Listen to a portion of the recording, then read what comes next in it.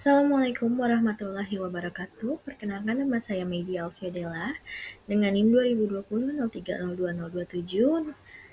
dari jurusan Ilmu Gizi Fakultas Ilmu Kesehatan Universitas Esa Unggul. Di hari ini saya akan mempresentasikan tentang patofisiologi penyakit tidak menular. Yang pertama, di sini ada prevalensi penyakit jantung koroner di Indonesia. Hasilnya dari riset kesehatan dasar tahun 2019 menunjukkan bahwa sebesar 1,5% atau 15 dari 1.000 penduduk Indonesia menderita penyakit jantung koroner. Nah, penyebabnya itu tuh bisa jadi dari usia, lalu dari hipertensi, diabetes mellitus, kemudian dari kadar trigliserida yang tinggi, dan kolesterol total yang tidak terkendali. Kemudian di sini ada parameter biokimia. Biokimianya itu yang dapat diukur adalah kolesterol total, kolesterol LDL, kolesterol HDL, trigliserida, troponin, dan lipoprotein. Nah, kemudian apa sih konsekuensi PJK di Indonesia? Nah, penyakit jantung koroner ini adalah penyebab kematian nomor 1 di Indonesia. Tingginya angka kematian ini mengakibatkan kehilangan nyawa manusia yang berharga dan mereduksi potensi produktivitas negara. Lalu beban ekonomi pun akan menurun, serta kualitas hidup pun ikut menurun. Kemudian di sini ada sindrom metabolik. Nah, prevalensinya di Indonesia sendiri, di dunia itu ada 20-25%, sedangkan di Indonesia 23,34% lebih tinggi pada laki-laki dibandingkan pada perempuan, sebesar 26,2% untuk laki-laki dan 21,4% dari perempuan. Kemudian nih penyebab dari gangguan penyakit sindrom metabolik itu bisa jadi dari aktivitas fisik, lalu ada genetik, sosial ekonomi, kekurangan hormon, serta gaya hidup seperti pola makan dan konsumsi makanan-makanan yang kurang baik. Kemudian di sini ada parameter biokimia yang bisa dilakukan, yaitu dengan mengukur glukosa darah, hemoglobin, kolesterol total, kolesterol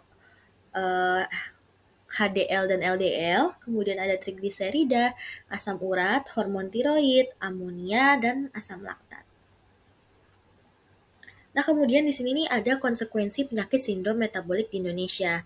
Nah, penyakit sistem metabolik ini, terutama diabetes mellitus dan penyakit kardiovaskular, menyumbang sebagian besar beban penyakit di Indonesia. Tingginya prevalensi diabetes dan penyakit jantung koroner menyebabkan tekanan darah besar pada sistem kesehatan, sehingga tingginya angka kematian, beban ekonomi, hingga penurunan produktivitas setiap individu yang mengalami penyakit sindrom metabolik.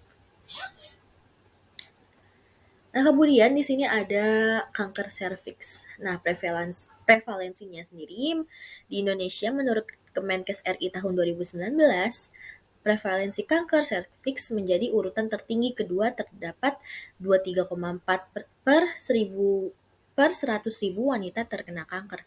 Nah, angka ini adalah angka yang cukup besar di Indonesia. Kemudian di sini itu yang penyebab terjadinya kanker serviks itu ada virus HPV, lalu ada usia, kontrasepsi hormonal, penularan seksual, dan berganti-ganti pasangan. Kemudian di sini ada parameter klinis. Nah, di sini ada ukuran tumor, lalu ada status HPV, serta stadium kanker. Nah, stadium kanker ini yang paling umum digunakan untuk menggambarkan stadium kanker serviks adalah sistem TNM, tumor, node, dan metastasis. Lalu konsekuensi apa sih yang bisa terjadi di Indonesia akibat penyakit kanker serviks? Nah, komplikasi kanker serviks yang mungkin terjadi karena perawatan radiasi itu seperti vagina menyempit sehingga menyulitkan untuk berhubungan intim. Kemudian terjadi kerusakan saluran kotoran seperti usus besar yang terluka sehingga terdapat darah saat buang air besar dan kemudian menyebabkan anemia. Ya, yang terakhir itu ada anemia pada remaja.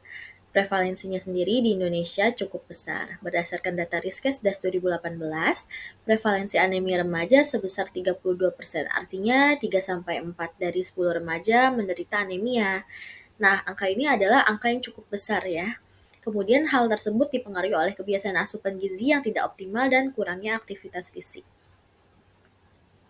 Lalu di sini penyebab dari anemia sendiri adalah pengetahuan terkait penyakit tersebut, lalu asupan zat gizinya, pola makan, menstruasi, status gizi, dan sosial ekonomi.